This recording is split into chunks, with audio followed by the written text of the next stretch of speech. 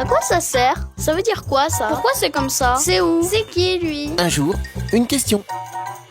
C'est quoi la Déclaration universelle des droits de l'homme? C'est un texte international qui énumère les libertés essentielles de tous les êtres humains sans exception. Il a été approuvé en 1948 par l'ONU, l'Organisation des Nations Unies, au lendemain de la Seconde Guerre mondiale. Traumatisés par les horreurs de la guerre, les pays du monde ont voulu écrire noir sur blanc les droits fondamentaux de l'homme. La déclaration de 1948 s'inspire de textes anciens de plusieurs pays, comme par exemple la Déclaration des droits de l'homme et du citoyen de 1789 pour la France. Elle compte 30 articles qui définissent les droits auxquels toute personne peut prétendre. Tu connais sûrement le premier.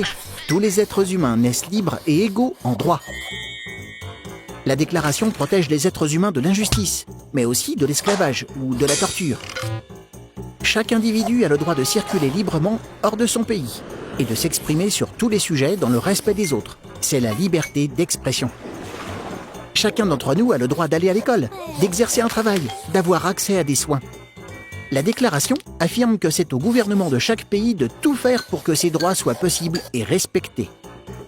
Mais suivre cette déclaration n'est pas obligatoire. Ce n'est pas un traité que les pays ont signé. C'est pour cela qu'il est important de faire respecter ces droits partout où l'homme est encore en souffrance. La Déclaration universelle des droits de l'homme est un idéal à atteindre par les nations et les peuples qui s'y engagent moralement. Tu te poses des questions? Nous, on y répond.